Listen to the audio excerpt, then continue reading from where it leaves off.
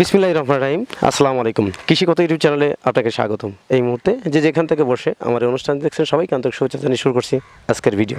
দর্শক, আজমের শ্রী বেড়া বাজারের পাশে বৃশালিখা গ্রামে যেখানে এক ভাই হাঁসের খামার এবং পাশাপাশি ছাগলের খামার করছেন, তিনি হাঁস এবং ছাগলের খামার দুটি খামার করে কতটুকু লাভবান হতে পারছেন বা আপনাদের এই খামার করে শিক্ষামূলক কতটুকু কথা বলতে পারবেন, সেই কথাগুলো টোটালি আলাপ আলোচনা করে সেই খামারির কাছ থেকে। এবং পুরো অনুষ্ঠান জুড়ে থাকবো আমি হোসেন মোহাম্মদের সাথে। চলুন দর্শক, কথা না বাড়ি শুরু করি আজকের ভিডিও।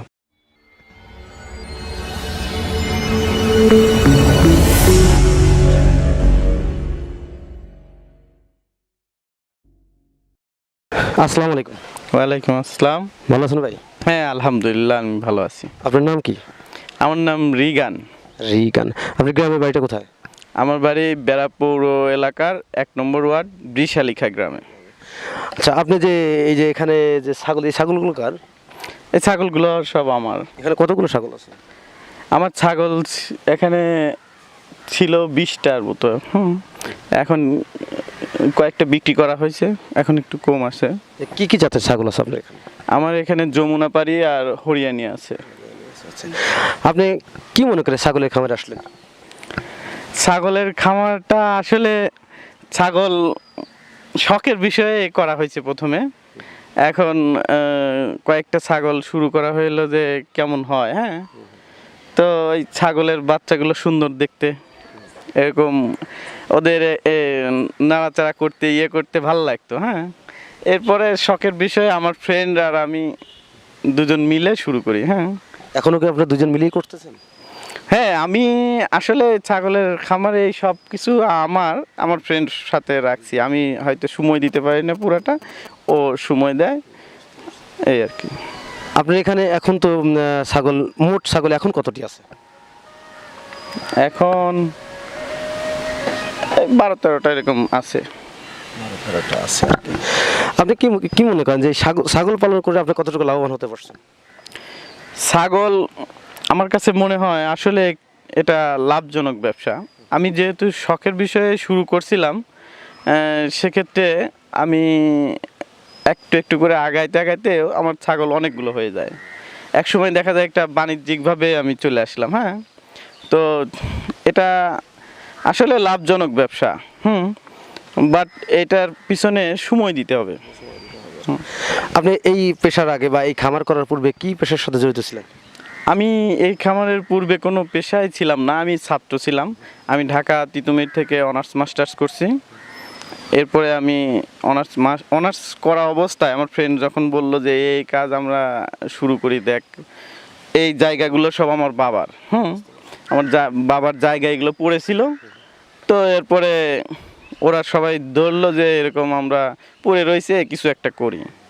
তো এরকম প্রথমে ওই হাঁসের খামার শুরু করলো। এরপরে থেকে ওই বললাম তাহলে ছাগলটা দেখতে সুন্দর, ছাগল কেমন হয় দেখি। হ্যাঁ, এই শখের বিষয়ে ছাগল পালন করতে করতে এখন একটু বাণিজ্যিকভাবে শুরু করা হয়েছে। আচ্ছা, এই যে আপনি ছাগলের খামারটা করছেন, আপনি তো লেখাপড়া করছেন, অনার্স মাস্টার্স কমপ্লিট করছেন, তো আপনি একটা শিক্ষিত ছেলে, আপনি কেন ছাগলের খামারে আসলেন বা কিভাবে আসলেন? ওই তো মূলত ছাগলে এখানে আসা শখের বিষয়ে। এখন শখের বিষয় আমার এই শৌখিন বিষয়টা, আমি বরাবরই শখের বিষয়গুলো আমি প্রাধান্য দেই। তো শখের বিষয়টা শুরু করে এখন বাণিজ্যিকভাবে চলে আসছে। এখন আমার ছাগল কিছু বিক্রি করা হয়েছে অনেকগুলো। হ্যাঁ, পাঠা ছিল, একটা পাঠার ওজন 70 কেজি 65 কেজি এরকম হয়েছিল। এরপরে আমার হরিয়ানি জাতের কিছু বাচ্চা হয়েছে। হ্যাঁ, বাচ্চাগুলো আপনার দেখা যায় 15,000 20,000 এরকম বিক্রি হয়। হ্যাঁ, তো সেক্ষেত্রে ছাগলের খাবারটা একটু কম, অন্য অন্য প্রাণীর চাইতে ভালো লাভজনক। নতুন যারা খামার করবে বা করার ইচ্ছা প্রকাশ করবে, তারা যদি ছাগলের খামারে আসে, তারা কি লাভবান হতে পারবে? নতুন যারা ছাগলের খামারে আসবে, আমি তাদের উদ্দেশ্যে বলতে চাই যে ছাগলের খামার করলে সময় দিতে হবে ওদের সাথে। হ্যাঁ, প্রথমে সময় দিতে হবে। ছাগলের আসলে ওরা তো বলতে পারে না ওদের কি সমস্যা। হ্যাঁ, সেক্ষেত্রে ওর সাথে থাইকে ওকে বুঝে নিতে হবে ওর এখন কি ঠান্ডা লাগছে নাকি গরম লাগছে, কেমন ওর ফিল হচ্ছে, এটা বুঝতে হবে প্রথমে। বোঝার পরে ওকে ওইরকমভাবে লালন পালন করলে ভালো একটা রেজাল্ট। ছাগল খ্যার খায়, ঘাস খায়, ভুসি খায়, সব ধরনের খাবার খায় ওরা, পালাটা সুবিধা। আর মেইন বিষয় ওদের হচ্ছে, আমি যেটা দেখতেছি সেটা ওদের ওই রাতে থাকার জায়গাটা একটু মাচা জাতীয়, ওইখানে দেখবেন যে উঁচু জায়গায় রাখতে হবে। হ্যাঁ, উঁচু জায়গায় রাখলে ওদের আর রোগ ব্যাধি হয় না। উঁচু জায়গায় রাখার উপকারিতা কি? উঁচু জায়গায় রাখার উপকারিতার মধ্যে আপনি ওর শুকনা জায়গায় থাকলে, ছাগল ভিজা জায়গাটায় স্বেচ্ছেতে জায়গায় থাকলেও রোগ ব্যাধি আসে। হ্যাঁ, ছাগলের রোগ হচ্ছে আপনার পিপিআর রোগটা ওকে ঘায়েল করে বেশি। সেক্ষেত্রে স্বেচ্ছেতে জায়গায় যদি ও থাকে পিপিআর রোগটা ধরার সম্ভাবনা বেশি থাকে, আর উঁচা জায়গায় থাকলে ওই পিপিআর ধরে না।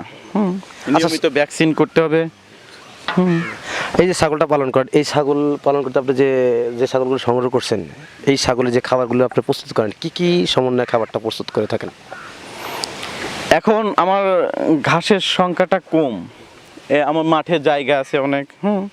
ওই জায়গাতে আমাদের মনসুর আছে, আছে, ওরা ঘাস বনে, তারপরে ওখান থেকে ঘাস নিয়ে এসে খাওয়ানো হয়। আর সাথে গম ভুসি আর অ্যাঙ্কার ভুসি, মুসুর ভুসি, এই কয়েকটা মিক্সার করে দেওয়া হয়। কিন্তু এখন ঘাসটা টোটালি বন্ধ আছে, বর্ষার মৌসুম, আমাদের এইখানে সব পানিতে ডুবে যায়। তো এখন আমরা খ্যারের সাথে খ্যারের সাথে এই লবণ, খোল, তারপরে এই ভুসির গম ভুসি এগুলো মিক্সার করে আমরা পরিবেশন করি। আচ্ছা, আর একটা কথা জানতে চাচ্ছি যে ছাগল যে পালন করে, এই একটা প্রশিক্ষণ নেওয়ার প্রয়োজন আছে?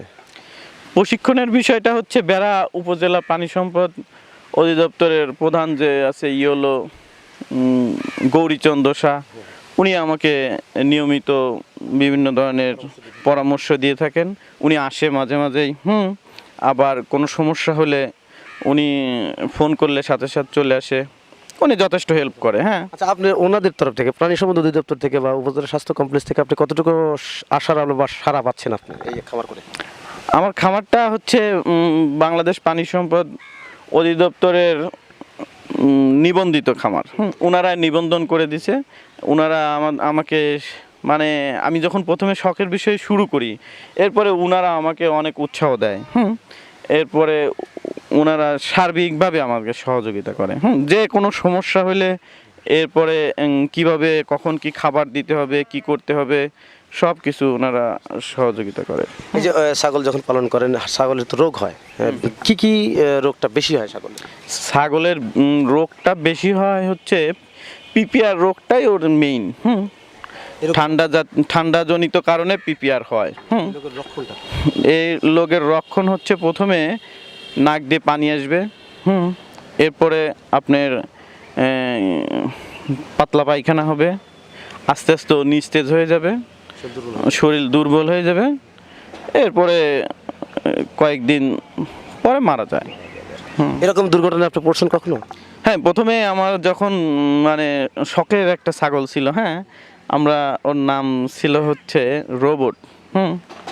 রোবট নামটা খুব সুন্দর, কিউট একটা বাচ্চা ছিল। হ্যাঁ, বড় হওয়ার পরে ওর এরকম সমস্যা হলো। আমি তখন বুঝতে পারিনি এটা কী সমস্যা। আমি তো তখন শখের বিষয়ে শুরু করছি, ছাগল সম্বন্ধে আমাদের ধারণাও নাই। আমাদের যারা ছিল ওদেরও এরকম ধারণা নাই যে কি হচ্ছে। হ্যাঁ, আপনি তো এখন বাণিজ্যিকভাবে ছাগলের খামারটা শুরু করছেন, আপনি কি মনে করছেন এই খামার করে আপনি কতটুকু স্বাবলম্বী হতে পারবেন? খামারটা আসলে আমার এখন লাভবান অবস্থায় আছি, কিন্তু এখন যে অবস্থায় আছে এটা আরও ডেভেলপ করা সম্ভব। আমার এখানে দুইজন আছে, আমার ফ্রেন্ড আছে, আর একজন কাজ করে, তিনজন আমি দেখাশোনা করি। আলহামদুলিল্লাহ। আপনার ইচ্ছা কি যে এই খামারটা বড়সড় পরিসরে করবেন, না চাকরি বাকরি বা অন্য কিছু করার চিন্তা ভাবনা? চাকরি বাকরি, খামারটা আমার পাশাপাশি রাজনীতির সাথে সম্পৃক্ত। তো ভবিষ্যতে হয়তো আমার এই খামারটাতে বড় করব, যেখানে কিছু মানুষ এখানে কর্মসংস্থান হোক।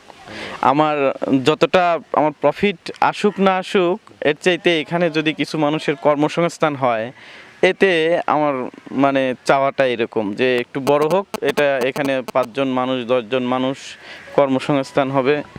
এই আমার শখের বিষয়টা মিটলো, ওরা ওদের কর্মসংস্থান হলো, এরকম বিষয়টায় আমি। দর্শক, ছাগল খামারি ভাই, তিনি একজন শিক্ষিত যুবক। তিনি এবং তার বন্ধু মিলে এই খামারটি গড়ে তুলছেন, যেখানে 20টা ছাগল ছিল এবং বিভিন্ন জাতের ছাগল ছিল।